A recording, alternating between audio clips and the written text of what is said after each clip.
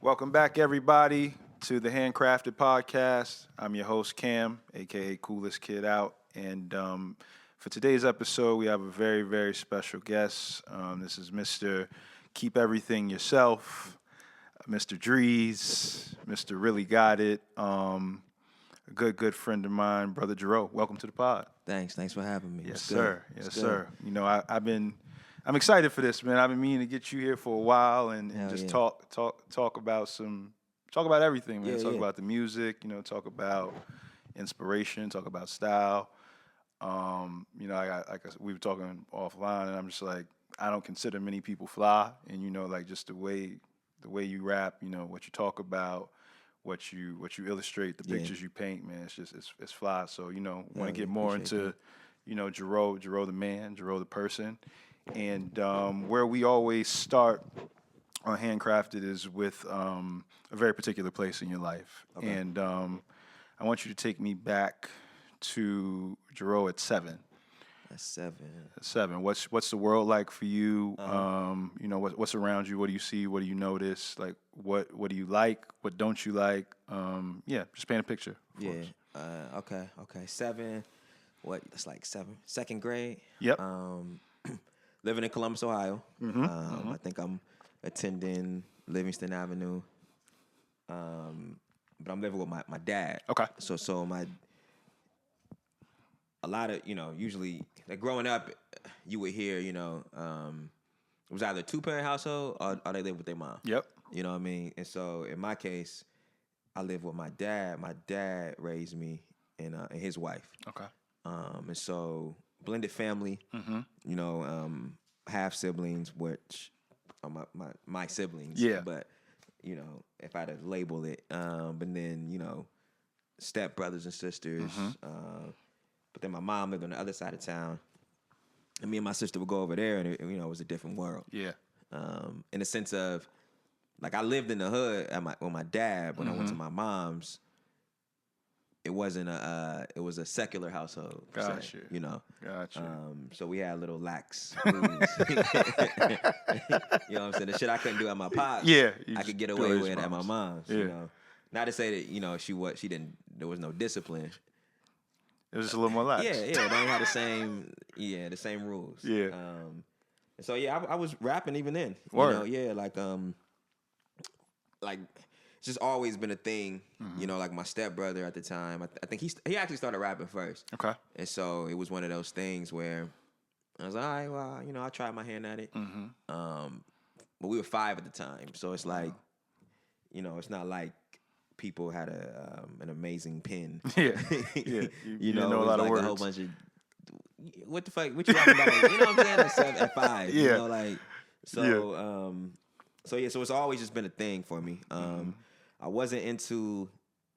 I don't know what it was, but I wasn't like into like cartoons and shit. Okay. Like it just I just wasn't drawn to it. Like I would doodle and draw. I kind of maybe I don't know. Sometimes I just felt like it was like childish. Yeah. But I'm a kid, so I don't know. I don't know what I was thinking. Maybe I was just trying to be different. I don't know. Yeah. But music has just always been a pillar of my life. Gotcha. Yeah. So music's been in your life since you were a child. Yep. You're in Ohio, so you're in the middle of America. Yep. What type of music are you listening to? So, at my dad's house, it's gospel music. Okay. So it's not, it's no secular music. It's no, videos. Yeah. It's no, ain't even the radio. Really? In the house, no radio? Nah, wow. Not in the house. So, I mean, if there was radio, it was like, gospel music. Or gospel-centric, or like 70s soul music and gotcha. shit. You know what I'm saying? Like, it wasn't, rap was not being played. And if it was like gospel rap. Lecrae? Yeah. Back then, it wasn't Lecrae. Yeah. But like, even I was talking to my dad about that too, because he came to visit me, was it last year? Before COVID. So it was whenever that was before COVID. It feels like that was 3 years ago. Yeah, and he was just saying from his standpoint, he wanted to not shield us or protect us from how his childhood was. Gotcha. So in their eyes, a lot of times it was keep them away from it versus teach them how to maneuver through it. Yeah. So it was a lot of that. You know what I mean? And so, but then he said something to me interesting too, because he was like, well, where I was, because I was talking to him, I was like, damn.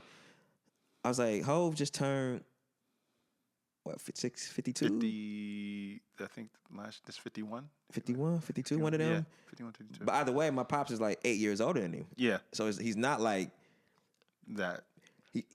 They're not like that far apart in age, but generationally they are. Because he was like, when I was coming up, he was like, we had to choose. Yeah. It was like rap was just starting to pop. So you had to choose if you was going to be an R&B nigga or a rap nigga. Yeah. And he chose R&B. Gotcha. And so for him, it was like, we didn't have that rap experience in my household, period. Yeah. You know what I'm saying? Then he was, a man of faith. So we definitely didn't have it, But when I went up my mom's, she was R&B'd up. So we listening to Mary J, Jodeci, Jodeci, like, SWV, all that type of stuff. All the R&B sound, Joe. But she also wasn't a big rap fan. Gotcha. So it's just crazy how I even found my way into that space, because I wasn't getting it from the perennials. From your parents, right? Yeah, and that's interesting too, because like when you said something with like trying to keep you away from it as opposed to teaching you how to maneuver through. Yeah. And somehow, some way, even as a kid, you still found your way to rap music. So was it your stepbrother who got you into it, or who like introduced you? What was even like the first rap song you heard? First rap song. I couldn't even say what the first rap song was I heard, but I remember the first rap song I heard that I was like, I want to rap. Yeah. And I was Crisscross Jump. Of course. You know what I'm saying? It's like, oh shit, I'm doing it. You know what I'm saying? Like, I was rapping, trying to rap, but it was like I never seen kids on TV doing the shit like that. Because they were like what, 11 when they started? I couldn't even tell. I know they were preteen. Yeah, like they were that. definitely preteen. Yeah. Young. And so I was like, oh shit, let's go. Yeah. Yeah. So that was the song. I think that was when I first was like, this is something that I could see myself doing. Gotcha. Yeah. Gotcha. So you're still a kid, and you're still a kid in Ohio. Now I know of Ohio to be heavy sports. Did you play any sports growing up? I definitely thought I was going to the league. Like everybody in Ohio. Yeah, I definitely. But I thought I was going to hoop. I think like in grade school. I mean, AAU ball and all that shit existed, but it's on a different level now. Yeah, you know what I mean? way different. And so like I think you'll find out faster how good or how bad you are today than you did when you was coming up. Yeah, I had to wait till I was like a junior in high school. I wasn't that good. You know what I'm saying? So all through middle school, I mean, like grade school, I'm like, this is a real thing. Yeah. But I didn't realize how bad I was until I got to middle school. And I'm like, oh shit, because I never played organized ball. It was just on some street shit. So, your your ideas are skewed. Yeah. And so like when I got to middle school, I said, oh, these dudes really. Like they dribbling with their left, like it's their right, like some of them dunking. Yeah. You know what I mean? So it's like, all right, cool. They can't rap though, Right. So that's what I'm gonna go. Yeah. Yeah. So but I played soccer too though. Okay. Yeah, I played soccer. I was going to play football. Honestly, I didn't. I don't care about. I don't necessarily want to get hit. That wasn't my thing. Like, that's a big thing. I just don't. I didn't see the pleasure in it. Like to willingly stand there, put yourself in a line of fire. You know what I'm saying? I know some people like it, but I was like, man, I'll watch it. You know what I'm saying? Yeah. But there's other things I wanted to put my energy into. Yeah. And so you had a bit of a different mindset growing up. So what was that like for you as far as like school? Like when you were in school, like you moved to the beat of a different drum, they would say, and you weren't doing necessarily the things that other kids were doing. How did that translate for you in school? I never had any issues. Like I never had like, because I mean, like I think a lot of it too is people get into trouble when they're not themselves. You know what I'm saying? When they're not authentic to who they are. Absolutely. And so like for me growing up, it's crazy. I look at it now because it was like, I was always kind of like, okay, doing this stands out. You know what I'm saying? Like what they're doing, it puts you in a box. So, all right, you just look like you can line everybody up and everybody's doing the same shit. Right. But like for me, like for example, I wouldn't read my Bible, but I'd bring it to school.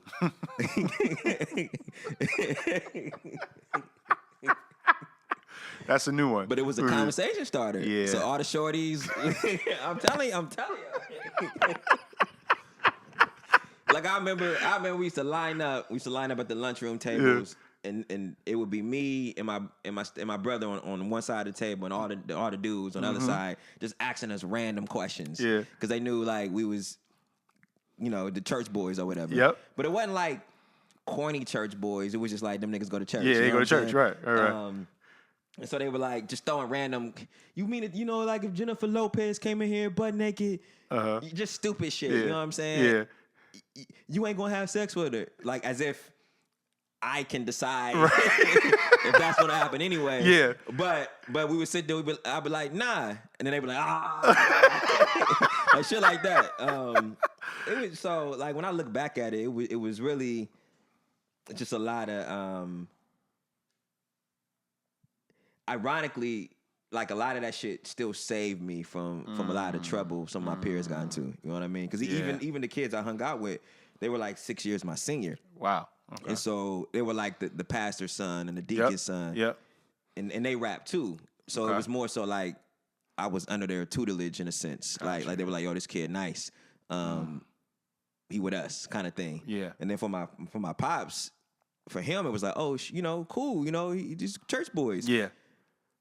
But they weren't no saints. Yeah, yeah, exactly. You know what I'm saying? To them, they didn't know that. You know what I'm saying? It was like, it's the pat. Not to say that they weren't like heathens and shit. Yeah. But they were kids. We got into some trouble. Yeah, you know what I'm saying? Like niggas got into some trouble. Yeah, so this is even more interesting than I thought it would be to start off. Like I got this picture of you with your backpack on, holding the Bible in the lunch line. That's a visual, but that's fly. And for you, just even being in school, right? And you have that going for you, but you also have the other side, which is still you want to rap, you want to make music. When were you already taking it serious in school when you were coming up, or was it something that you started taking serious a little later? It was always a serious thing. It was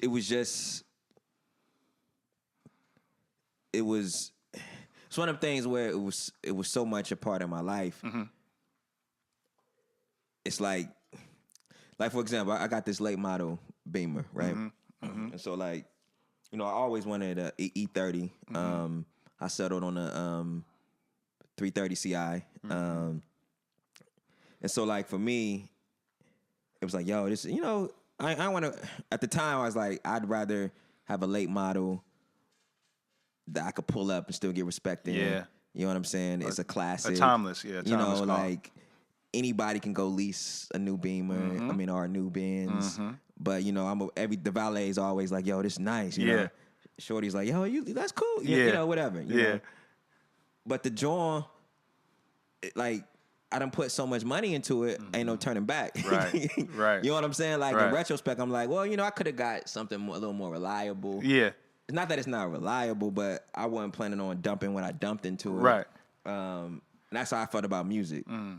It was like this is just a part of me. You know what I mean? Like, I done put so much, like, the opportunity costs that went into this shit that I could have been doing something else. Like, I can't just give up on it. Just give up on it. You know what I'm saying? Like, I done missed graduations, funerals, like, jobs. You know what I'm saying? Like, all kind of shit that the people that the people that got less of me because of me putting that into music don't deserve me to quit. Leave it.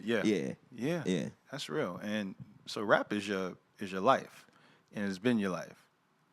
It's a part of it. It's a big part of your life, I should say. Yeah, because I think it's a lot of transferable skills when you're maneuvering through this space. And like for me, I'm not a studio rat. You know, I think some people wish I was. Over the years, they definitely do. You know, like I definitely get hate mail. Like put more music out. Put more music out, yeah. From the homies. I know people done turned their back on me because I don't put enough music out. But it's like I'm not a I gotta feel it. Yeah. You know, that's just how it is. Like I'm sorry guys. Yeah, that's real. You know, like and so that's real. And so there's other interests, but music has always been the main thing. Yeah. The main part. And you speak about having to be inspired, and I think that's a huge thing for artists of any genre and of any kind, is just the inspiration. And you know, we spoke about you hearing the Crisscross record for the first time, and you're like, I could do this, or I want to do this. But as you're starting to kind of perfect, or even just like kind of craft your style, what artists are inspiring you as you're coming up?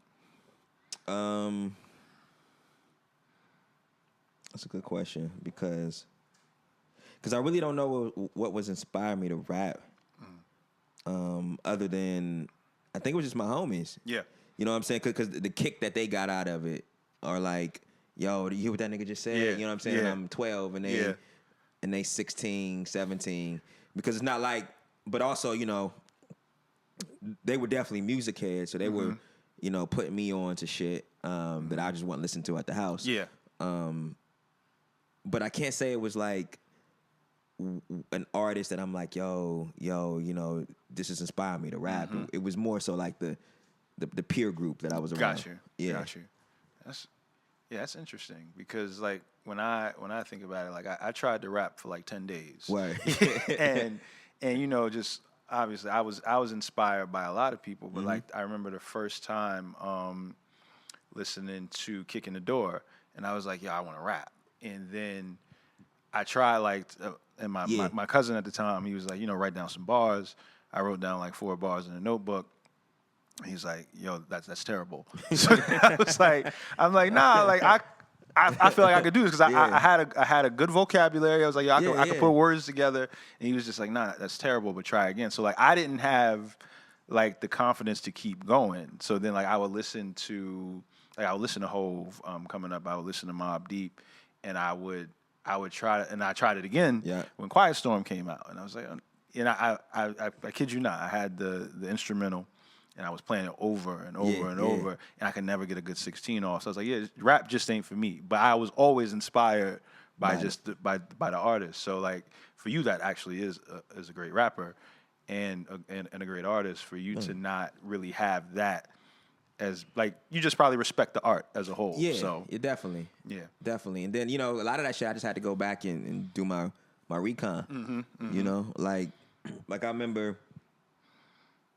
listening to the Blueprint at the crib, and I'm in the bathroom, you know, doing my thing, brushing my teeth, brushing my face, and that shit blasting, and all I hear is a click and a snap. My pops came in, picked up the CD and just broke it. And I'm like, yo, that ain't even my CD. That's my man's, but he let me borrow it. But so that was just how it was. You know what I'm saying? Like,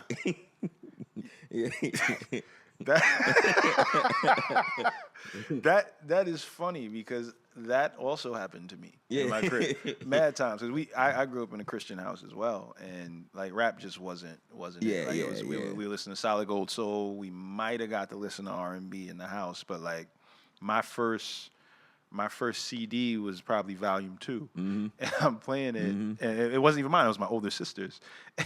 And my mother is like, "Don't play that in my house." Like, what are you playing? And I'm like, "No, it's." I couldn't snitch on my sister. I'm like, yo. I was like, no, it's the clean version. She's like, no, it's not. And same thing, crack the CD. And so it's like, but you even being able to to get through all of that to still come back to your passion points is crazy. And then also you're starting so you got to rap somewhere. Right. Are you doing like secret shows? Are you doing talent shows at school? Is it just ciphers with the same group of friends? All the above. Yeah.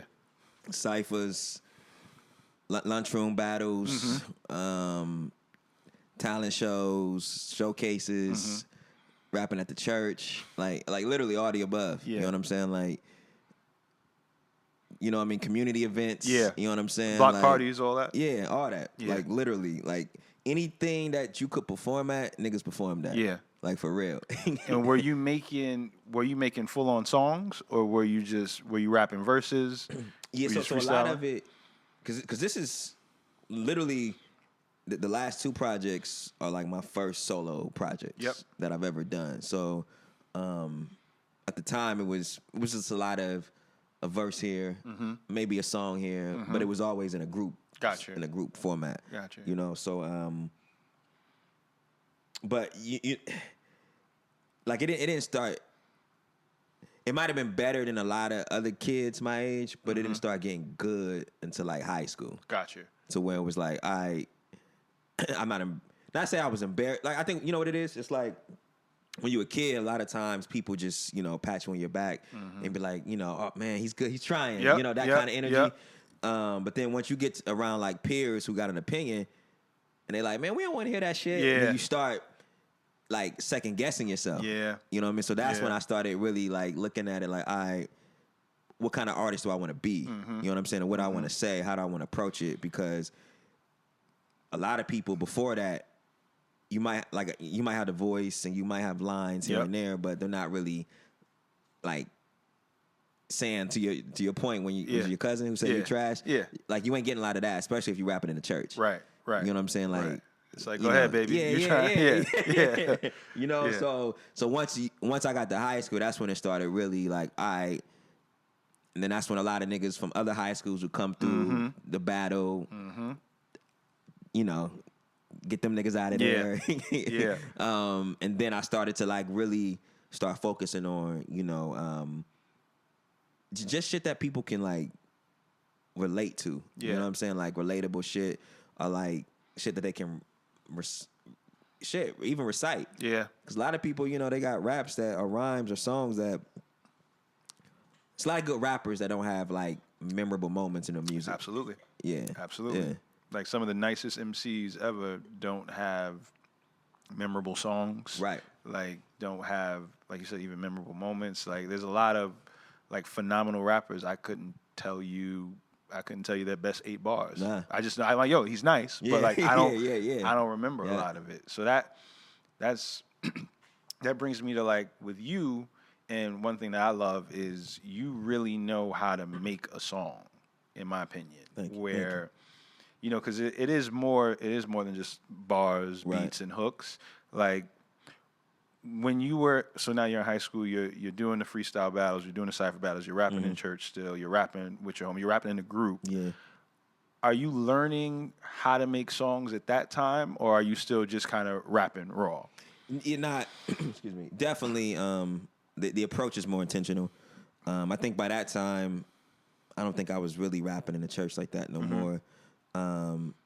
But my music wasn't like I wasn't cussing in my music. Like it wasn't like it's a term for it where it's like those artists who are like they're not secular artists, but they're not got like faith-based artists, but they dance in that little in that gray area. So that's kind of how it was. Like Chance the Rapper. Yeah, but he be cussing like Now he cusses. he be cussing like a month. Now, yeah. But to that point, similar in that style. But we was, for us though, it was different though, because we were, a lot of times we would rap over instrumentals to like secular songs and shit. So we'd be at the church rapping to those, and then all the youth. Youth ministry getting hyped because they know the beat. Because they know the song. Right. Yeah. Yeah, that's crazy, man. So you're learning how to construct songs. You're being intentional about even like the process of the art, and but you're in a group. What's the dynamic like of this group? I mean, it was cool. Like I think a lot of times you don't really. I don't say you don't really, but in our case, we didn't start having like conflict or issues until I think it's when people start letting ideas about what things should be, other people's ideas about what things should be, then that starts, affecting or swaying people's opinion or just how they feel about the situation. And how many of you guys was it? At that time, it was probably like, it might have been 7 of us. Okay. Like On some real Wu-Tang, like you talking about. Yeah. It might have been 7 of us, on some, but through the years that dwindled down to 5, to 4, to 3, to me. Yeah. Yeah. So were you guys signed? So that collective, no. It was a collective. It was me. It was 3 of us in a group called Fly Union. Yep. We did, nationwide tours with Kendrick. A lot of shit, honestly. Like sometimes I forget the resume, but at that time it wasn't nobody from Ohio doing a lot of the things that we were able to do. And then we signed to Interscope after we finished that tour with Kendrick. And then it was like, that was like one of those everybody want to make it to the league moments. You know what I'm saying? Yep. Like, but it didn't feel the way I thought it would feel. You know what I'm saying? Like I thought it would be. I always envisioned like how Jay would chain the artist. Yep. You know what I'm saying? Like, you get flown out, the champagne, you know what I'm saying? The drinks. The after party thrown for you and all that. Yeah, you know what I mean? Like the whole staff is in there clapping their hands. Yep. Nah, them niggas mailed us the contract. Yeah. And signed it back. Emailed it to us. Yeah. Them niggas printed it off and sent it signed back. Yeah. Yeah. And you said something that I definitely want to get into with a lot of cats from Ohio don't make it in that scene. So like what did it take, or like how did you even go about getting discovered? Being in Columbus, like how do you get your music out to a place where it's getting to the labels, or you still, because this is like early blog era time, right? Yep, so like were you using the blogs?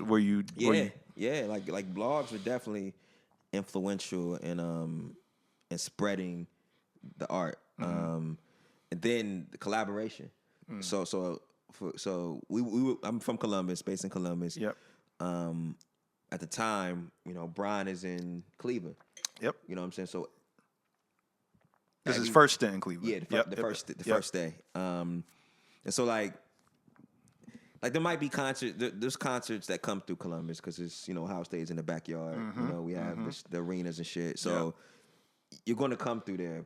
But Cleveland was hot. You know what I'm saying? Yeah. Like Brian's there. Yep. So the who's are passing through. Yeah. So we started going up to Cleveland a lot more. And then some homies from a collective called 8081 started taking a liking to the sound. And so shout out to Mill. Yeah, shout out to Mill. Shout out to Rob, Duck, Kelp, Rich, all them niggas. So they was like, Cleveland was on some other shit. Yeah. Man. You know what I'm saying? Yeah. Like it was on some the nightlife was booming. You know what I mean? This was probably my first like introduction to nightlife. Not like on some we going out tonight. I'm talking about like we don't have to leave if we don't want to. Yeah. Yeah. You know what I'm saying? Yeah. Like they still bringing drinks way past it's different. Yeah, we running the spot. Yeah, it's different. Yeah. It's different. Yeah. It's different. So a lot of that. So going up to Cleveland, my homie Duck, started managing us. Okay. And so what happened was he would essentially like artists would come to Cleveland or passing through Cleveland, they want to go to a Cavs game. Bet, you know, yo, check out my homies. Like they dope. They produce, they write, they artists, they listen to it. Like all this shit fire. Yep. Next thing you know, we in the studio with Spitter that night. You know what I'm saying? Like then we in the studio with Big Sean that night. Then you know what I'm saying? Then my homie Rodney was doing I can't remember his role specifically, but he was in charge of bringing like artists to Michigan State for like their student organization, the student body. Yep. And so a few times, you know what I'm saying, like he books. Literally, that's how he met Kendrick. Like wow. I put him on to his music, and then he booked him. We drive up to Michigan State, we meet him, and now you know what I'm saying. A couple years later, we on tour with him. Wow. You know, so yeah. So that really a lot of it. I think I put it. Honestly, I think a lot of it just really comes down to. I want to say networking because. Like, what does that mean? Yeah. But, like, just getting on the road and going places. And putting yourself in places where you need to be. Yeah. Like, any chance I got, like mind you, I love Columbus, but I just knew the type of traffic that was coming through Cleveland and Columbus at that time was just different. Yep. So you got it. I had to be. You had to be where the action was. Yeah. And so, like, you know, a lot of it didn't feel like work. Well. To anybody else, it didn't feel like work. You know what I'm saying? You just party, and I'm like, I hear you, but I'm not. I'm creating memories. Yeah, like niggas remember those moments. Absolutely. You know what I'm saying? So like, and that's how, you know, we got those collabs, and we were able to. Because for a long time, a lot of people thought we were from the West Coast. Okay. Because we were doing collabs with Dom Kennedy. Yep. You know what I'm saying? Like this, we in the studio with Kendrick. Yep. Whatever. You know. So for whatever reason, not for whatever reason, but. Kind of go back to the point we was talking about earlier. It's like, you know, people almost don't want you to be from, if you're good, they don't want you to be from a small city. Right. You know what I'm saying? Or middle America. Right. It's like New York gonna claim you, LA gonna claim you. Yep. It was the same shit. Yeah. So how do you That was long-winded. No, that was great because you led me into some great points that I think are important that we talk about. Because like we talk about a place like Ohio, that's super prideful, right? Right. So then you kind of have this ambiguity of being a rapper from Ohio, and you know, respectfully, there aren't like huge rappers from Ohio. Yeah. So is that something that you kind of took to heart? Like, yo, I wanna carry Ohio with me everywhere and like put it on the map in the rap scene, or were you more just like, I just want to be successful and I just want to be the biggest rapper I can be irregardless of that? Yeah, it's like walking a fine line between that, because like truthfully, I don't know if I'm as prideful as some of the people I know. You know what I'm saying? Like that's just like I'm not the you know, I'm not wearing Ohio State hat and hoodie when I come through. Yeah. You know, mind you, I love Ohio State. Yeah. But the colorway, you only can do so much with the colorway. Right. So, you know, but like it's one of those things where we just don't have the numbers. You know, and that's what I've tried to like just point out to people, because there's just so many more people that live in Los Angeles County than Franklin County. So the numbers don't work in our favor. Right. So no matter how many good artists are in Columbus, there's more people that are listening to the bad artists out here. And you know, so it's like it's just a tough game. Like you can't. It's a, you know, you good luck. You know. And so I think we were just fortunate enough to be able to build those relationships, because sometimes, you know, talent ain't enough. No, a lot of times talent isn't enough. And to your point, I think you said networking earlier, but it's more so what you just said, which is building relationships and having, like, it's one thing to have a bunch of people's phone numbers. It's another thing, like, who picks up the phone for you and when. So, like, as you're still going and you're building, you're in the group, you guys are touring. It's not quite what you expected it to be as a signed artist with Interscope? Oh hell no. What was I was gonna Nah. ask you for? You kind of started talking about like as far Yeah. as like how you guys got the contract and things of that nature, but like what was that experience like for you, and how much different was it than what you thought it would be? Um, kind of as I was alluding to is I kind of think of like when through the wire when Kanye is on stage and Dan come out with the chain. In my mind, I visioned that portion Yep. happening. But it was just I don't. It was like it just felt like more like a transaction. You know what I'm saying? Like it felt like, all right, if these niggas pop, so Cool. be it. You know what I'm Yeah. saying? Like we got them. We gonna get something from it. You know Yep. what I'm saying? Yep. Because even when we went on tour, were we signed with them? I can't remember. It might have been shortly after, but it was just more so like I'm doing y'all niggas a favor. That's what it felt like. You know. And I don't want that. Like I don't want that like I don't want to Yeah. work with anybody with that energy. You know, it was like but at the same time in my mind I'm like, all right, cool. It's a bank. Let's run this, let's use this money. You know what I'm saying? Let's make it make sense for Yep. us, you know? So then we can create the freedom to do what we want. Right. Right. So that was one angle how I looked at it at the time. But it just wasn't it wasn't ideal at all. Yeah. You know?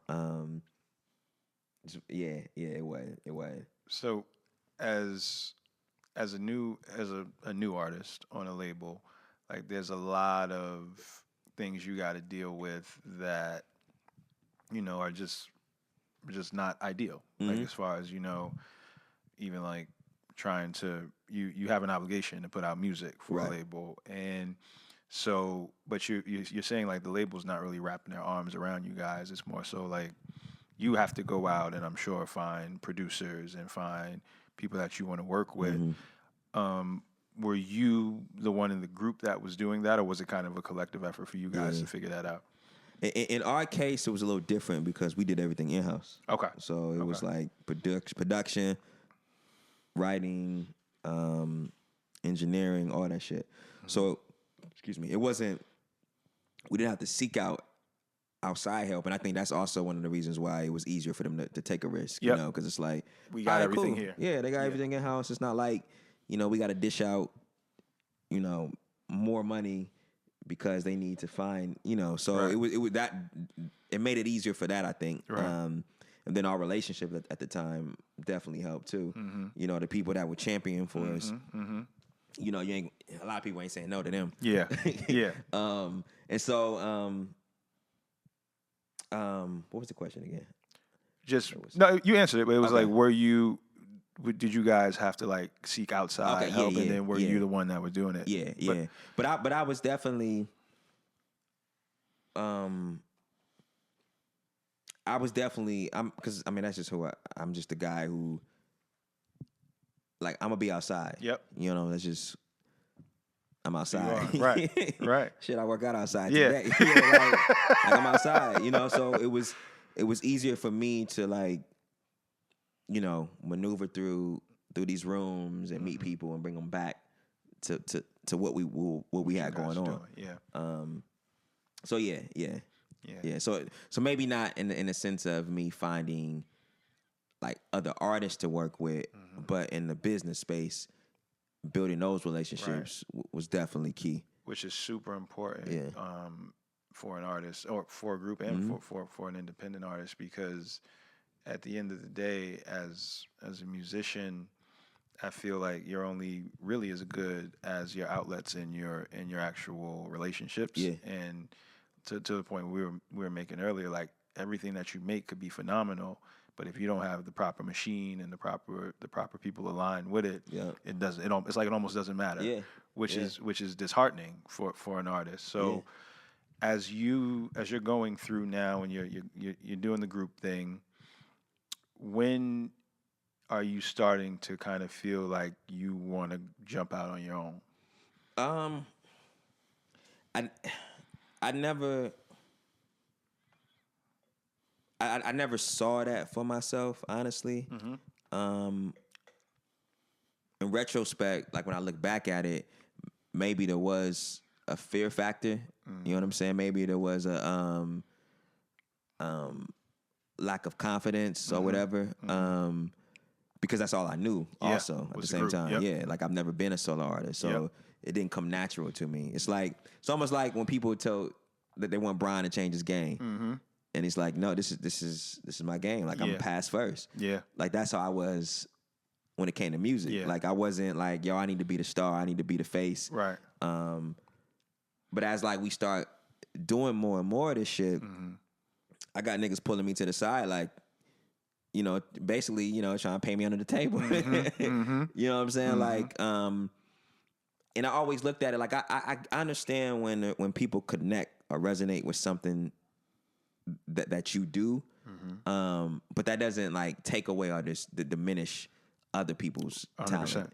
You know, and 100%. I think that's when shit gets murky. Yep. You know, because it's like claiming what's mine don't take nothing from you. Absolutely. You know what I'm saying? But when egos get involved, that's when it's like, you know, good luck. Yeah. You know, shit. Yeah. It starts to break apart. Yeah. So the shit imploded. And I moved. I was planning on moving to LA anyway. Okay. Because the label was here. You know what I'm saying? So to my point, you know, they sending us the contract via email and shit because we ain't in LA. Right. You know, so it was like, all right, we can't be in Ohio on an island when and at that time you could see the shift happening. Like New York people are moving to LA. You know what I'm saying? Like studios are shutting down. The industry is moving west. So it's like, cool, we need to be out west. So when the group imploded, that was really like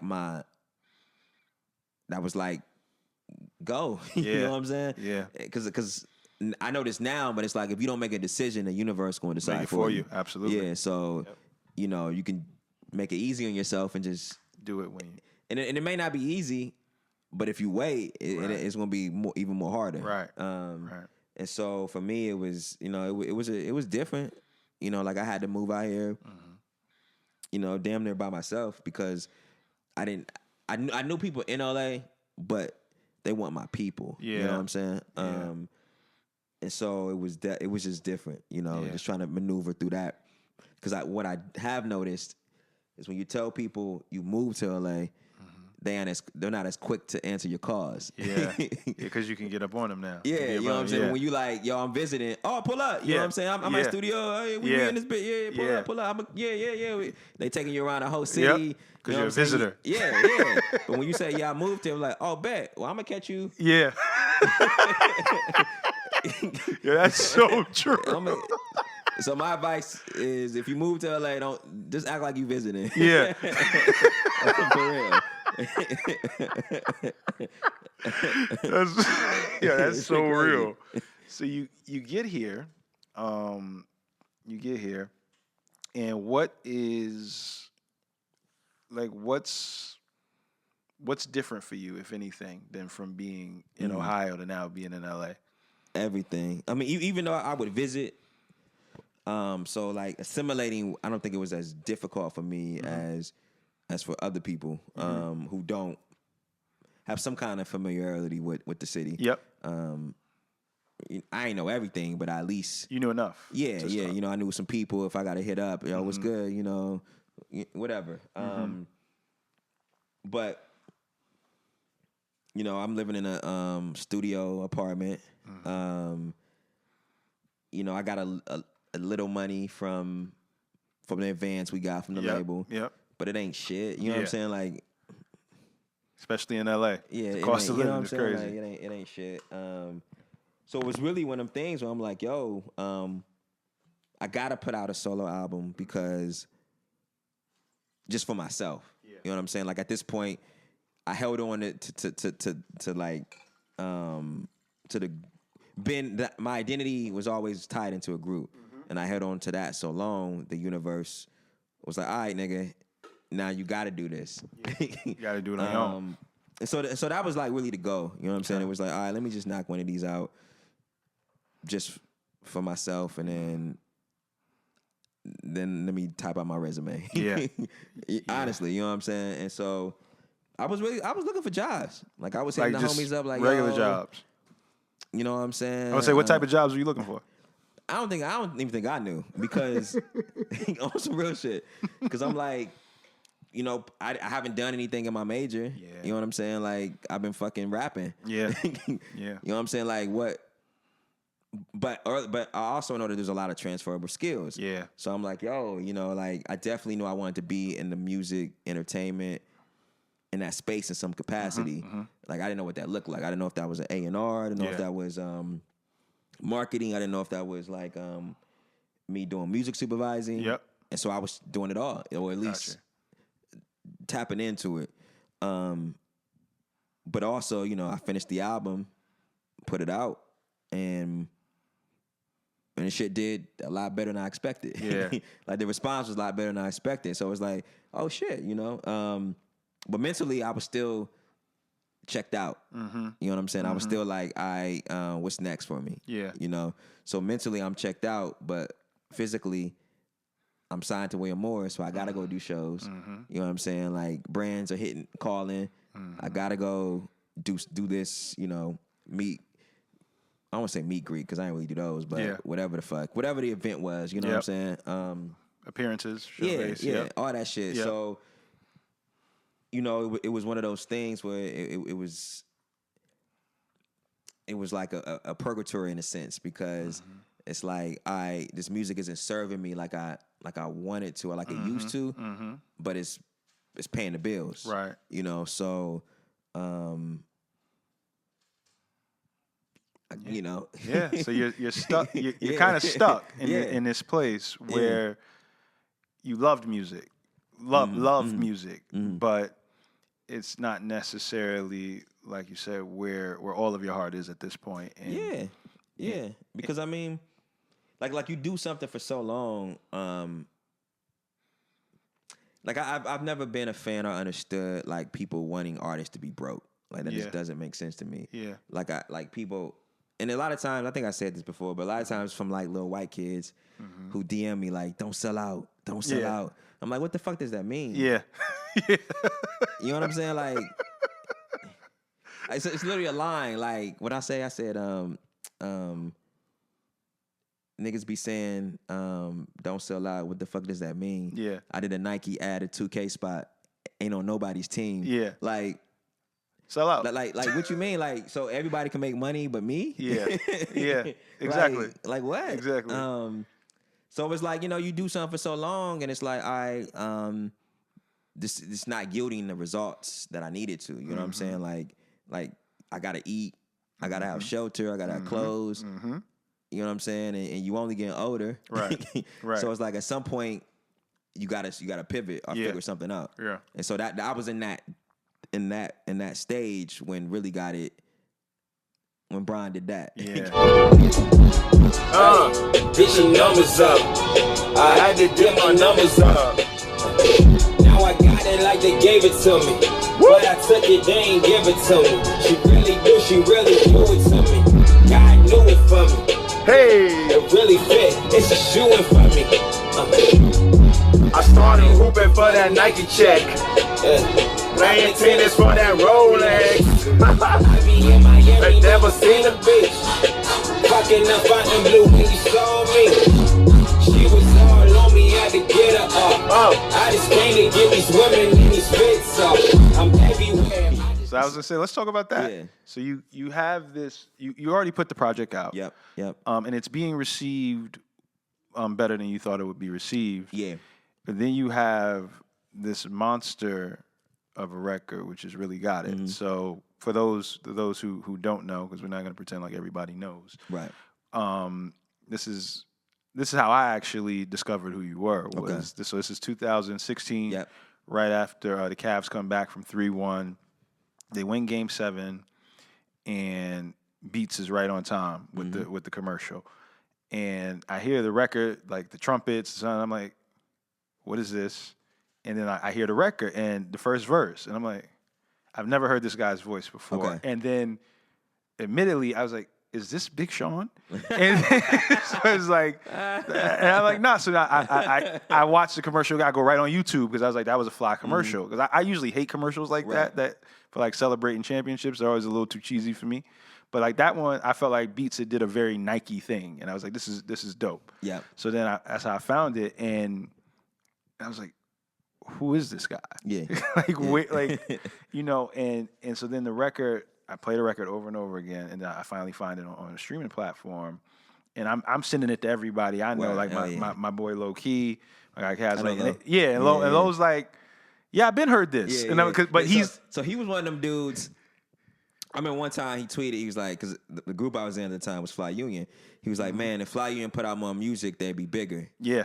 You know what I'm saying? Like something to that effect. Yeah. You know what I'm saying? So that sounds like something he was saying. Yeah, so that's kind of to my point when I'm like, I think sometimes when you don't reach a certain plateau that people think you should, then they start looking past you. Like, all right, what's next? You know what I'm saying? Forget about it. Yeah. And so like I'm sending that and I'm listening to it and I'm like, this is gonna take off. And at this point, I'm like, let me find more of your stuff. And then all I saw was that first album. And I'm like, oh, so he's a new artist. Yeah. And so then I'm a new artist. Yeah, I was like, he's a new artist. And then we go back and I hear that. And then, I think that record, would you say when that record blew up, did you feel like you arrived? Did things start to feel different? Did people start looking at you different? Were the brand conversations different?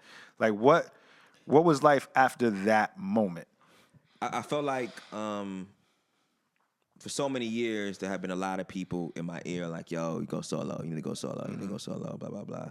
And for me, I was like, like I want to see this through because this is what we started. But I also know what everybody brought to the table. Yep. But I think what happened with Really Got It and what happened with my solo project, all those people that had been telling me to go solo, a lot of them were now in positions to like champion for my music. Gotcha. And tell other people, decision makers, about my music. Gotcha. You know what I mean? Because a lot of them, you know how it is, man. It's like a lot of people don't. There's not a lot of innovators and early adapters. Right. You know what I'm saying? Like, and that's why I don't get mad at a lot of shit that happens, and because that's just not how it is. Yeah. Like a lot of people are in the middle. You know what I'm saying? Yeah. Like, and by the time it reached them, the shit been, like it's been a thing. Yeah. It's been happening. It's been a thing. But by the time it reached them, it's like, oh wow, like this is new. So yeah, it was it was just interesting because I'm kind of laughing, because like I've been good at this shit. You know what I'm saying? Like this ain't.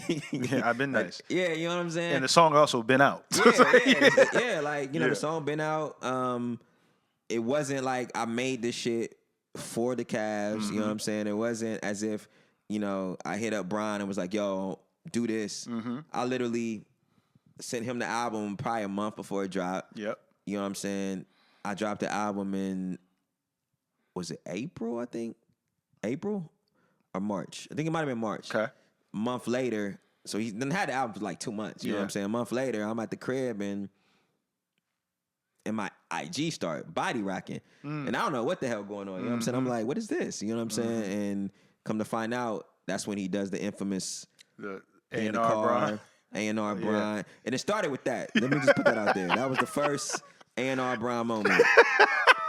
You know what I'm saying? And I think I tweeted A&R Brian. Yeah. So I And gave it him just that. stuck? I gave him that name. Which is crazy. And niggas be trying to take it. See? But See, stories that Yeah. y'all don't know. and so it was dope Yeah. because it lived on his page because he does the Dark Knight 30. Yep. And so the Cavs and Brian have this, like a hell of a playoff run. Yep. So if every time somebody go to his page, what they see?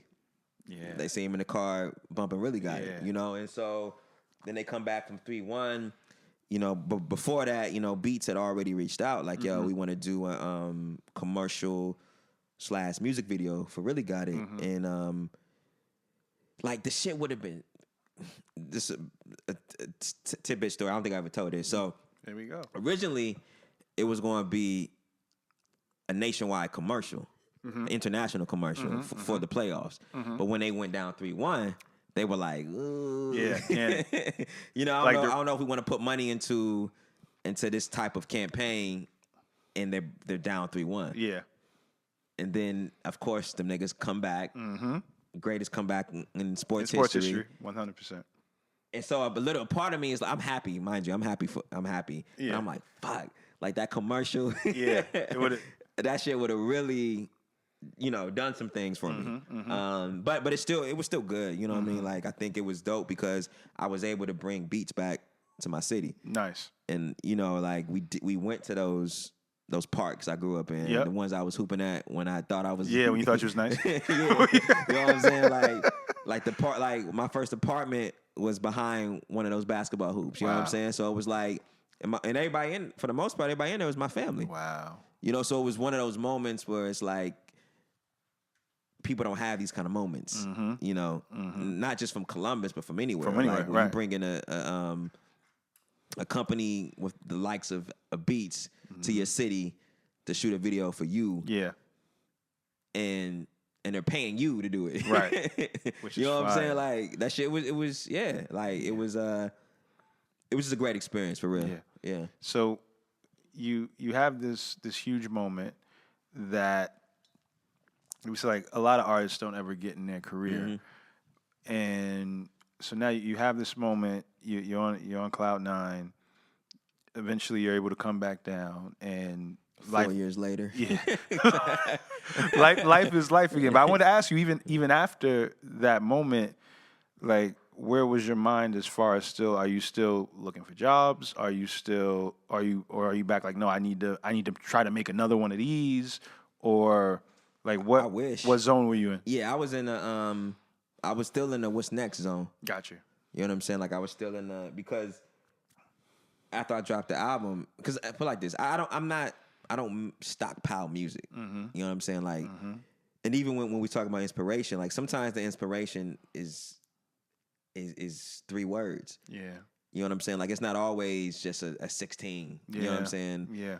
Actually, for me, it's never really a 16. Like that's just not how I work. You know what I mean? Like, sometimes it's words, so it's just finding that inspiration. It's kind of like I think it was Ye who said, somebody said this, I'm not a genius, I have genius moments. I've had genius moments. I think Kanye said that. Yeah, and it's like, it's kind of like that with inspiration. Like, it's not just always there. It's just, it hits you in spurts. And in those moments, I try to tap into that. Got you. Like, if you looked at my voice notes, I got voice notes from 2011. Like, just... Yeah, just because I'm always like, oh, shit, blah, blah, blah. Yeah. And then keep it moving. And so for me, at that point, I was like, all right, I reached the goal. Like, my goal was to drop a solo album. I did that. What's next? Yeah. And so, like, I'm in these meetings. I'm hitting up the homies, like, I'm trying to do this. I'm trying to do that. They looking at me like, what are songs? Yeah. Yeah. You know what I mean? And I'm like, I done gave y'all niggas songs. Yeah. Like, I done gave you songs. But they're like, I vividly remember I went to this concert. It was Jay-Z's, I think, was this 444? 2017? It might have been, yeah. Yep. I went with Mav, my homie Mav, and we go to the after party at the Roosevelt. Yep. And so we at the Roosevelt, we chopping it up with Hove about Migos. And they flow. Oh, what song was out? Was it T-Shirt? Yep. That was the same year. It was one of them songs that was out, and we was talking about Offset's flow and that shit or whatever. And then we leaving, and I'm talking to Mav, and he's like, because I'm like, I got other interests. You know what I'm saying? Like, I'm trying to, I just don't want to rap. Right. Like, I know I'm good, but that's not just who I am. Right. And he's like, I hear you. I mean, Hove do a lot of shit, but he still rap. Yeah. And I'm like, fuck. Yeah. That's real. That's real. You know what I'm saying? Yeah. And I'm like, I hear you. And so I realized at that point, I'm like, damn. I got this line on this new verse I'm working on. I'm like, man, I could tell niggas I'm dying, and they'd say, put it in a song. Yeah. Yeah. It's always going to come back to rap about it. You know, like, And so so that's where I was at. You know what I'm saying? I'm like, fuck, like y'all really I don't have no choice. Yeah. But then probably about like a year and a half after, that's when I started to really felt creative again. Mm-hmm. Like, all right, I got new experiences. Have new ideas. I'm not the same person I was. Yeah. You know, so that's what inspired me to start like not start working again, because I'm always like, you know, checking inventory and putting notes down and shit. But it started to come to me more faster and quicker. Gotcha. So you get to that point where the creativity is coming back or the inspiration is coming to you in moments, and you, like you say, you're doing voice notes, you're dropping things, you're kind of documenting experiences even with that. And we get to your second project, which is incredible. K.E.Y.S, Keep Everything Yourself. And I remember recently, actually, you put up an old video of you kind of recording Paris Dreams when you were in Paris, which again, some super fly talk. I was like, this guy. It's not one lie in these verses. I'm telling y'all. And that's what I appreciate, right? Like, because everything you make is believable, and I think as I've gotten to know you, it makes me appreciate the music even more because it's believable. So on Keep Everything Yourself, you got crazy records. You got the joint with BJ the Chicago Kid, Joy, which you did a visual for, Drees, which is probably my favorite record. Okay. Same Team I love, like just the flow on Same Team I love. Bankroll, crazy. Yeah. But yeah, so when you were coming to put that project together, and like you said, you document things kind of along the way. When were you like settled? Like, all right, I need to actually make a full album. So, excuse me. So the way I usually work is I'll get all the beats. I'm not gonna say all the beats, but like the first song I recorded was Same Team. Okay. It had a different hook. I'm so happy I changed it. Totally different hook. And then I started building around that. Gotcha. And so it wasn't like, yo, I need to. Well, some of it was because I'm like, all right.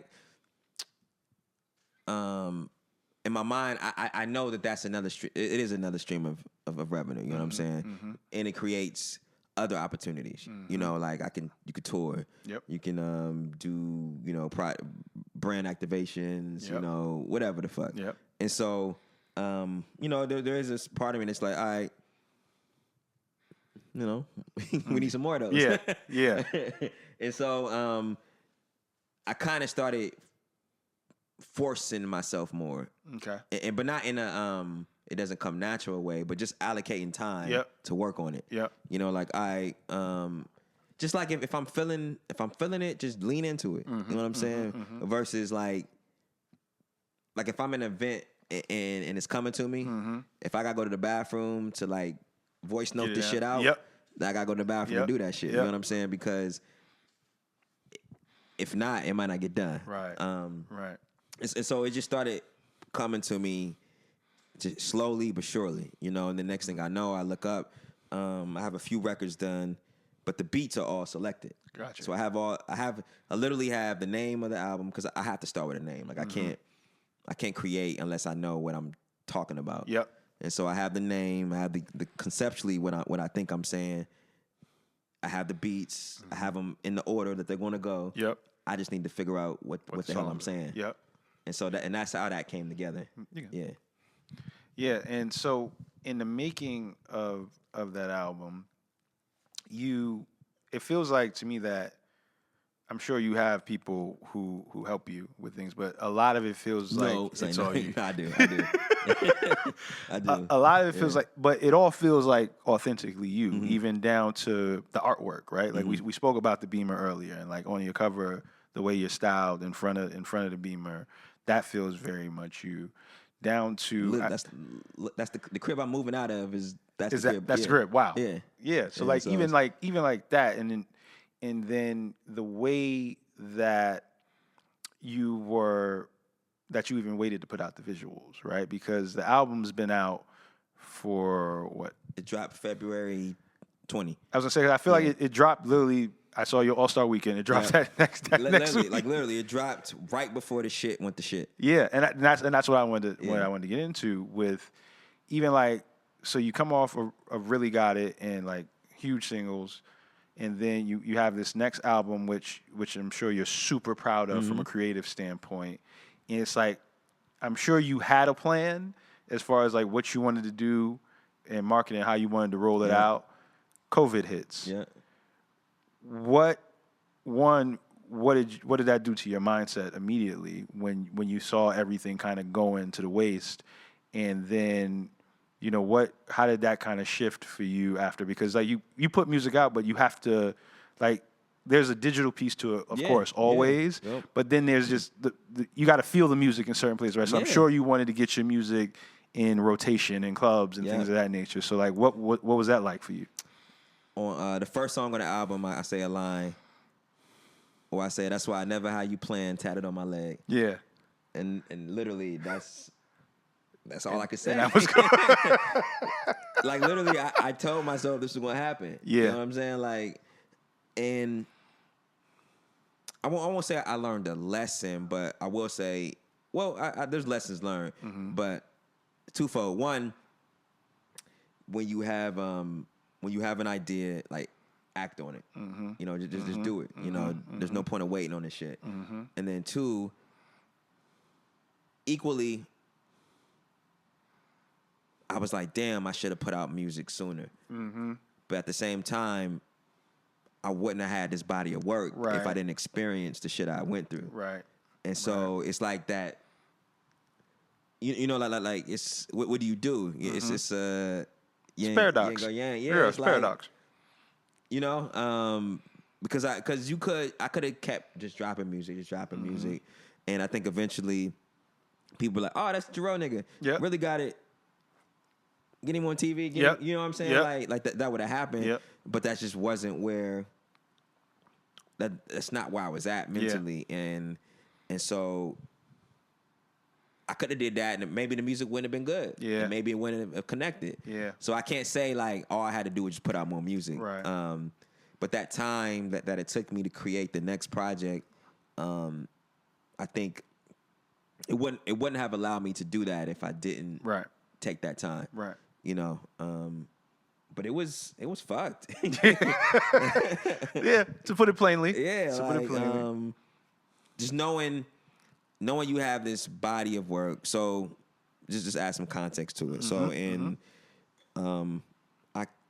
October of 19, I lost a parent. Okay.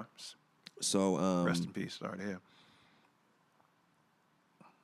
So the night, October 3rd, the last record I need to finish is Ride Death.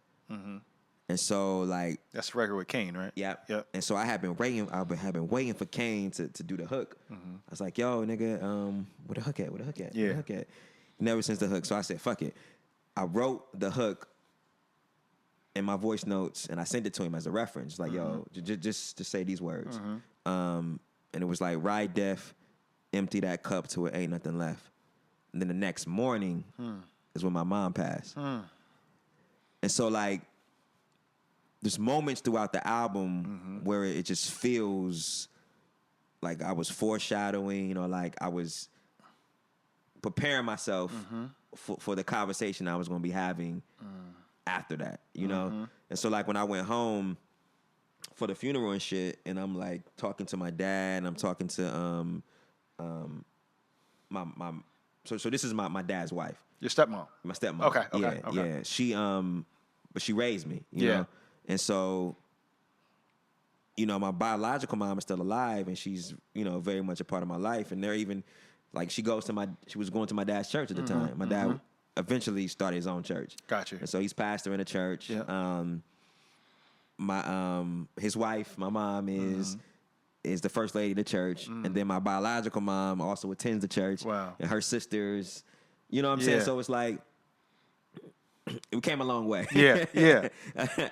And so when I listen to the album and I'm asking these questions, and I'm talking through this shit, I'm like, wow, this is very eerie. And even on Ride Death, I say that line about Kobe. Yep.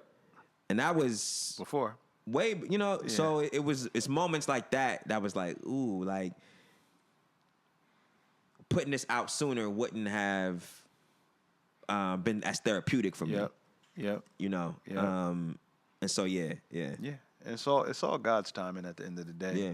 And like I said, the project itself, like with the timing of COVID and everything, that's unfortunate. But I do feel like it's one of those timeless projects that'll last through time. Like I say it all the time, I probably tweet you once a month. It's one of the albums of the year. Because I just go and I listen to it, and like just I think that it speaks to you as an artist, but also as a man of just many interests and many different things that are going on. And like you say, you don't want to be in this box and put in this box. So like for you, like what are other things that pique your interest? Like what other things that you're into? So one thing is working on so me and a homie kind of start working on doing like interior design. Okay. And it's really just another outlet, like just living life. You know, you find people are drawn to your aesthetic for whatever reason, right? And so it's like, I can help you, So it's just one of those things where it just became a natural fit, and I'm not like. Well, one thing I do know, and before I say that, because I was kind of about to like talk down on myself, but we have an architect that we know. She was just saying how like a lot of people in this design space, like the people that are household names, a lot of them don't have backgrounds in this shit.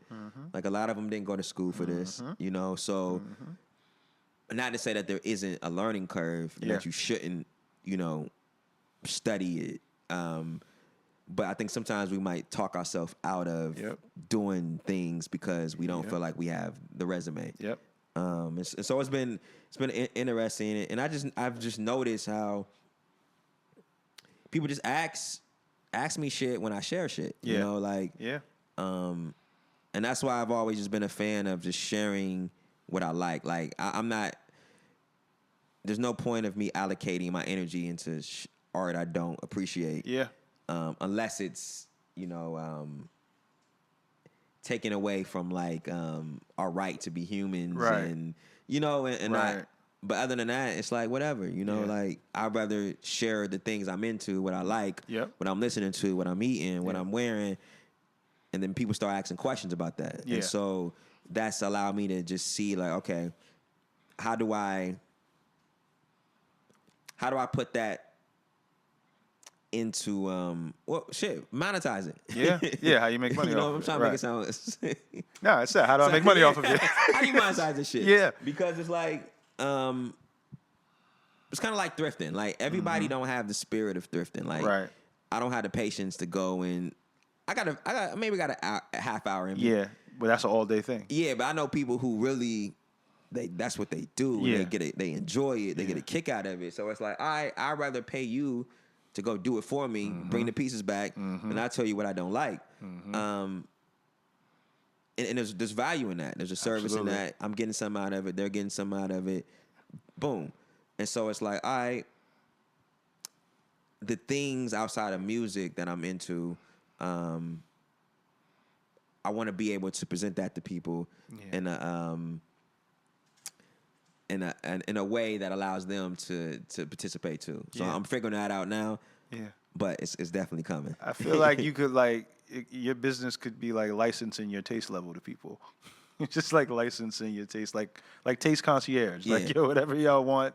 Like I wouldn't get that kind of couch. I would get this kind of couch. And that's kind of what it is too. And like for me, it's like one of them things where I know what I'm into. But I also know who really knows this shit. Like I got friends who really know this shit. You know what I'm saying? And so for me, I think what people miss the mark is sometimes too many people want to be the face of everything. And it's like there's value in identifying talent and putting talent in front of people because that's why they have fucking recruiting reps for companies to find talent. Like there's value in that. You know what I'm saying? That's a talent in of itself, finding talent. Yeah. You know, so I just never been big on like I need to be the face of everything or I need to be front and center stage. Right. It's like, yo, I know that I might not be able to tell you why that don't look good, but I know somebody else who can. Yeah. You know what I'm saying? Yeah. And that's just how I look at things. Yeah. That's why I was having that conversation with a mentor of mine, and he was kind of like mind Jediing me, and he was like, "Yo, like, what's your superpower?"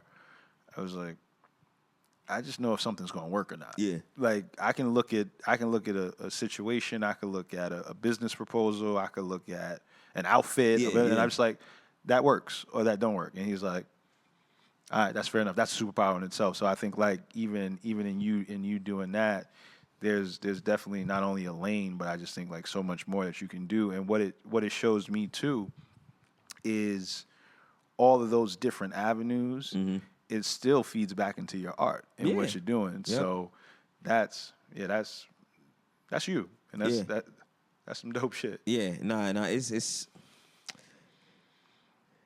like all this shit, like especially 2020, it just taught me like it's just a lot of, and we knew this before, but I just don't have the patience for stupid shit, for petty shit. Yeah, you know what I'm saying? Like I'm not going back and forth about trying to convince you that I'm worthy of your respect. Right.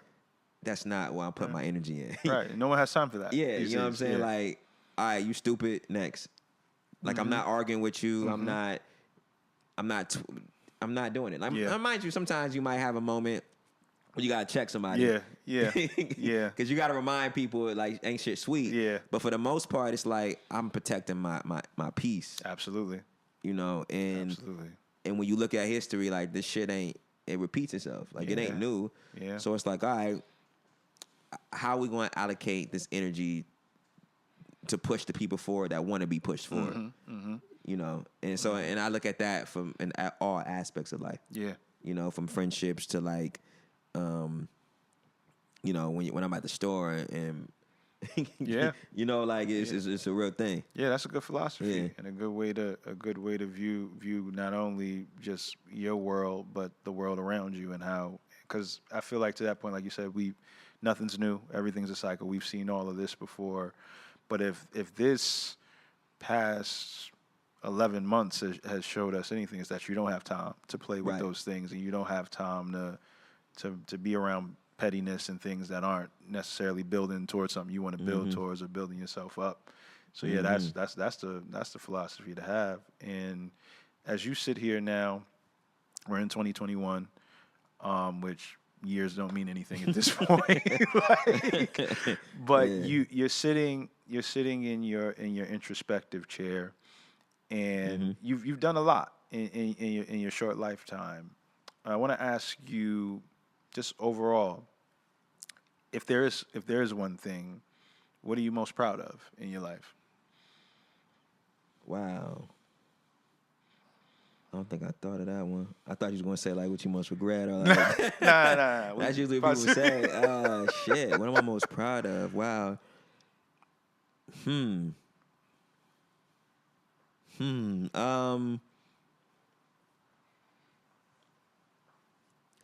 I guess perseverance. Wow, that's a loaded question. Because there's so many. Now I'm thinking about it like, because I never look at it like that. Yeah. Like I just never. Because we've walked through, as I'm sitting here talking to you, we've walked through your life in kind of a zigzag kind of way.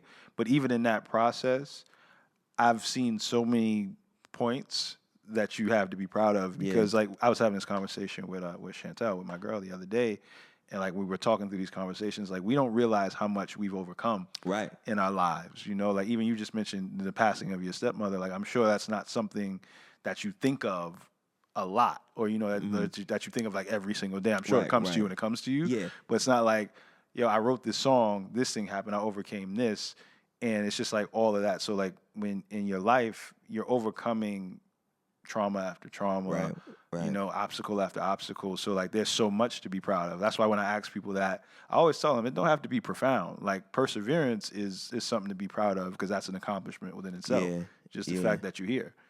Yeah, but and even as I talk through that or think through that, I think I don't know, maybe just being authentic, and being authentic doesn't mean you stay the same person.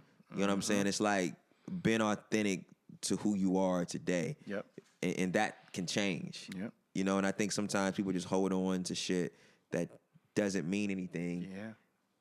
And it didn't mean anything, and it don't mean nothing now. But for whatever reason, they're still stuck in that space. And it's like, you know, who are you today? Yeah. You know, because a lot of that, like when you ask yourself tough questions, then you can really get to like the bottom of the traumas and like really work through that shit. So I would say that. I would say perseverance and authenticity. You know, and maybe to a fault. Like because I'm trying not to think. I'm trying to overthink shit. Yeah. Because I'll talk myself out of doing. I done talk myself out of doing a lot of shit. Yeah. You know what I'm saying? And not like in a sense of I'm not good enough to do it, but in a sense of I want the like merch. Like I want the shirt to be this quality. Yep. And then you end up not doing it because you can't do the cut and sew right now. Yep. You know what I'm saying? So now it's like, what the fuck? Like, fucking do it. Just do it. Like, And do it.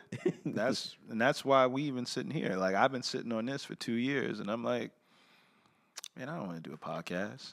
Like everybody got a podcast. Yeah. And then like from whether it be from my girl to, you know, just like family members, people I know, they're like, you're not everybody. Like if you got something that you feel like is valuable, the best thing for you is to get it out. And then like me being a businessman, I'm like, man, I don't want to pay for that myself. Like I want somebody else to pay for it. Like I want a sponsor. You know, I want to do. And everybody's like, get it out. Just do it. And then like whatever needs to happen for it is going to happen for it. And she was like, if it's on your heart, get it out. And like I know that's been helpful for me just in that process now of like, if something's on my heart, something's really on my mind, I'm gonna get it out, and then I'm a massage it, I'm gonna sculpt it, I'm gonna do what I need to do with it as it builds and tweak it. But yeah, like getting the stuff out. I feel like, you know, it's a little different for you as an artist and as somebody who like has that standard of like I gotta like the creativity piece, and it's like something has to be like this. Yeah. But yeah, dog. Like, but even to that point, it had to grow to that point. Exactly. Like my starting point wasn't what it is now, you know. So now I have an expectation and quality level. But you know, like I was recording myself, and I mean I still record myself in my room, but the quality wasn't the same. You know what I'm saying? And like I had to grow into knowing what a record should sound like. Yep. Even not necessarily sonically, but on a mix. Yep. You know. So and that's a growth thing. Like, you know, like I think for me, I think a lot of people just haven't started nothing from the ground up. And so they don't know what that feels like and what that looks like. And so when they find themselves in a position to where they gotta do that, step out on their own, they start over questioning everything. And I'm like, yo, I've been there. I was talking to my homie yesterday, my homegirl. I was like, I know people that like in their 30s now with self-doubt and questioning themselves because they've never had to put themselves out there. Yep. You know what I'm saying? I did that when I was 5. Yep. You know, so exactly. So the things, now mind you, there's other areas where I'm sure that they're more mature and advanced in that I'm still learning. But to that point, it's just a lot of people haven't chased a dream. Yeah. And I think it's even like you're talking about the authenticity piece, being authentic to who you are in the moment. Like, look, I struggle with that now as somebody who's put himself out there repeatedly and built things, you know, and built very successful things. Like, you know, to get and I had to have that talk with myself of like, man, I don't want to go backwards and start something over from the top. And then I had to have somebody tell me. That's the thing. You're not starting backwards because you have all of what you've built already. That's carrying with you. Now, granted, this may start from the bottom. You gotta get your numbers up, build your numbers the same way again. But it feels that. It feels like it. It does. Yeah. It does. Trust me, Cause I'm like, damn, like the price, like I know what the growing pains look like. I'm like, I don't want to do that shit again. Yeah. Like what, like, but I also don't want to work for corporate again. Yeah. Yeah. You know, so it's like all of these things that we revere were built. Yep. Like somebody started that shit. Like Bezos was in his garage. You know what I'm saying? So it's not like, oh well, I'm sure there are examples of people who just got handed some shit. Yeah. There's a lot of those. There's a few of those. But still, somebody had to build a shit that Somebody had to build it to hand it to them. Yeah. And so it's like, you know, yeah. I'm just over the overthinking shit. Yeah. I'm just Same. over it, you know. Just boat. you know, it's gonna work itself out. We're gonna figure it out. Yeah. And I have no doubt. I have no doubt you will. And you know, whatever's next for you, whatever's in line for you, I know that you're gonna attack it the same way, and make sure that it's what it needs to be. But yeah, bro, this has been great. Like I've learned a lot about you that I didn't know. And I think like these conversations, they just keep helping me to like. Even like I learn more about myself when I talk, you know, have these convos. But there's one last question before I let you go, and it's the question we ask everybody, which it kind of circles us back to the first question about you at 7. You know, and we've talked about all that you've overcome, what you're proud of, perseverance, authenticity, and the seat you sit in now. I want you to go back to 7-year-old Jerreau. Okay. What are you gonna tell him with all of your experience and all that you've been through? One piece of advice. Read more. Read more? Yeah. Little nigga. You gotta add that piece on there too. Yeah, honestly. Read more. Yeah. Okay. That's different. That's the first time we got that. We always get some like be fearless and do this. No, but read more. That works too. That works too. Yeah. No, I mean it's just like as because like growing up when you like in the inner city and you don't have like a lot of like I had parentals, but they weren't like. I mean, they you know, they had to work. Yep. There's 5 kids in the house. You know what I'm saying? So it's not like they were hovering over me. They weren't helicopter parents. Yep. Until I left the house. Right. But in the house, you know, so like I look back at them like, damn, I had a lot of downtime where I could have been learning some shit. Yeah. Just learning some shit, you know. And sometimes I look at kids or people, I'm like, fuck, how do you know that? You know what I mean? Like just random shit that nobody should know. Right. And not just books, but everything. Yeah. Everything. Cultural Like stuff, magazine, anything you see, you know, read the shit. Yeah. That's good advice. And I think like that's something even now for this generation where everything's kind of at their fingertips on the digital, like. And I tell my nephew this all the time. I'm like, he's 20 years old. Okay. And I'm just like, yo, all that time you spend on your phone, like you reading these dense Facebook statuses from these girls that you like. I was like, yo, read an article, like read a book, like read how to build something or how to do something or like figure out a trade and do something. He's like, yeah, nah, I'd rather just scroll for 14 hours. And I'm like, nah, man, it's so much information out there. And like, you know, when we were growing up, it was magazines, it was newspapers, it was the encyclopedia. Yep. So yeah, no, that's solid advice still, even for people, man. Read more. Yeah, and because there's grown men out here who can't read too. Yeah, that's a real thing. Yeah. But bro, this has been dope. We're gonna finish this bottle of red before we go. Hopefully this was up to your taste level. It's good. Yes. I've had K.E.Y.S a time or two. All right, you know, I didn't hear it in none of the raps, so I was like, I gotta make sure I couldn't run and get no Opus One. I'm not a wine connoisseur. Okay. I just like it's one of them things when you find something you like, you go back. To it. Yeah. Like I mean, I dabble. I'm learning because it's a lot to learn. Like shit, like you know, like it's a science to all of this. Yep. So yeah, I'm learning. Yeah, same. I was like, I want to be a sommelier one day. So I'm trying to learn all that. Yeah, new hobby, man. I got to pick up new hobbies. That's So, dope. I mean, it's only, I think it's 3 out of 250. I think it's like 3. yeah, Carlton. I know. Yeah, From it's the high school. homie Carlton. Yep, I went Carlton's. to Napa like in September. They took care of us. They took care of us. That's good living. That's good living. Those are the type of trips I'm trying to take, man. No more Miami Experience. Yeah, experience. But like, I mean, Miami's experience, but I'm talking about like, I know what you mean. Yeah, you know exactly.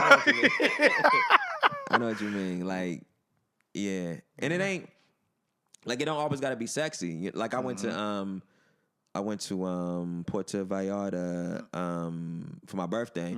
Well, actually, I'm like it was like 45 minutes south of that. Yep. So it was to the point where the only way you could get to the villa we were staying at is by boat or hiking. Oh wow. So but it was dope. You know what I'm saying? Like I have fun. Yeah. Like, you know what I'm saying? I'm hopping in and out of this boat. Like, there was a time in my life where I wasn't stepping in puddles. Yeah. You know what I'm saying? Like, I wasn't walking in grass. Yeah. You know what I'm saying? So like, to see where I'm at now, just being this carefree, I love it. I love that shit. Yeah, like that's freedom. Yeah. And living a life that, again, back to the experiences and what you rap about it. Life is all about that. It's all about like that's all you got. Yeah. Yeah. Yeah. Real talk, man. Well, thank you, brother. Thank you. I appreciate Thank this you. conversation. Appreciate you. Hell yeah. COVID daps. COVID daps. We're gonna sanitize after. Yeah, we right after y'all. But yeah, thank you guys again for joining. It's another episode of Handcrafted. Make sure you subscribe to us on YouTube, also across all streaming platforms: Spotify, Apple Music, Google, Amazon, everything.